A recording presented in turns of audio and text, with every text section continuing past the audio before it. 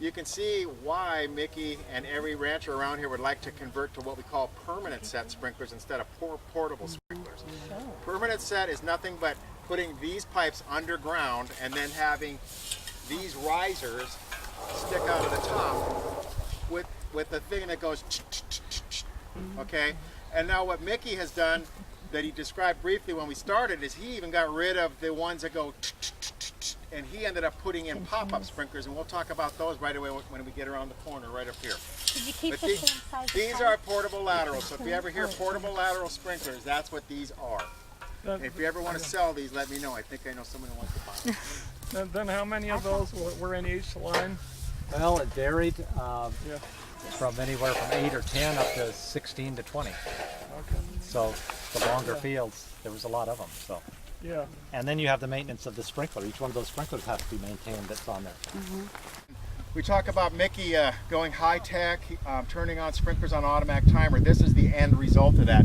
This actually, underneath the ground here, at each one of these flags, that's going to be a sprinkler that will end up popping up out of the ground. I taped this up so you can see, but this thing will actually pop up 12 inches, but I taped it shut right now. But this will actually, here's the top here, and this thing will, when he turns the water on, this will actually rise up out of the ground about 12 inches or so. And then instead of having a sound, this has a nozzle here that will just do a 360-degree spray, or you can adjust it for whatever spray you want, right, Mickey? Right, these do. So if you didn't want to over-irrigate onto a driveway or underneath some oak trees or something, you can adjust on the top here with a special service tool that will adjust the sprinkler however he wants it. But in most of the case, you got a 360-degree spray here. Right. And then what I also wanted to show you is, because Mickey cuts hay and because animals are heavy, cows are heavy in general, if a tractor or an animal puts their hoof on top of this sprinkler, it could still break something under the ground.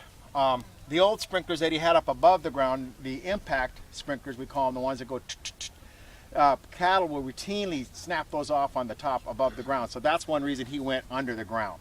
But stuff can still happen under the ground to break pipes. So underneath the ground, he has assembled a thing called a swing joint. And what this will do actually, this ends up being screwed into the bottom of the sprinkler underneath the ground. But what it really does is all these things can actually swivel here. So and bend a little. So it can actually bend this way, it can bend that way, it could even go down a little and not break anything underneath the ground. So this is part of the high-tech component that Mickey's done, installed here to make his life easier, because there's nothing worse than looking out and seeing a geyser out in your pasture of which you got to drop everything, get a shovel and go out there.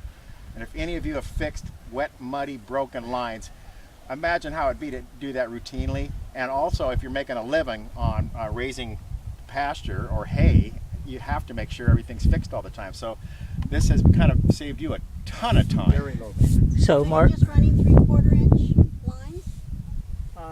This starts out 1.25 inch and it goes to 1 inch. Nothing smaller than 1 inch. It depends on how many nozzles. Your risers are 3/4. Yeah, it depends on how many nozzles, how many sprinklers on each one. There's the last 4 are on 1 inch, then it goes to 1.25 inch. So pretty much everything over here is 1 inch and 1.25 inch. So which does the sprinkler attach to on the swivel thing? Actually, Mickey, he asked the question, what part attaches to this? That so in that right would there. go in here. Right. And there's several different methods of swing joints. There's actually more elaborate ones too that can have another round, so it can literally go all directions. Right. So, and the other thing I'll mention, and then I'm through with the irrigation part, is all the Mickey's irrigation systems have been designed so that his crop, in this case irrigated pasture, gets the right amount of water the right number of days in between. So just as a rule of thumb, and this kind of applies to your own yards if you have a yard at home, if he's irrigating the root zone of the crop. So whether your yard, you might be irrigating 6 inches, we designed Mickey's irrigation system to irrigate to about 20 inches to 24 inches of root zone. And so when Mickey turns on his system for 12 hours, at the end of 12 hours, if you put a tuna can out here or some straight can, Mickey will have about 1.25 inches of water in the bottom of that tuna can. And then he'll turn this set of sprinklers off, turn on another set for 12 hours, and that too will get 1.25 inches of water every 12 hours. Then about every 5 or 6 days in the month of July when it's hot, that crop, the pasture uses that 1.25 inches of water. And it's all calculated out by fancy weather gauges and also just from experience. But that's called an irrigation water management schedule. So Mickey, when he got this system designed, it also came with an irrigation water management schedule that said put on about 1.25 inches of water every 12 hours, and then come back every 5 or 6 days and repeat the process over and over and over. And that's one thing that the U.S. Department of Agriculture provides to people is this irrigation water management schedule based on any crop that you can think of, including corn, orchard, anything. Yes? How much water pressure do you need to irrigate this? Actually, for this kind of sprinkler, if you're below 30 psi, it gets a little weak, doesn't it, Mickey? Yeah. Ideally, this is going to be, if you had 60 pounds, you'd be fat and happy. But whatever the pressure is, once you get below 30 on something like this, it's marginal, and he has a booster pump up where below his water canal that will actually boost up the pressure that he needs to run these up where he showed you the hay equipment. He's got a booster pump in that field there.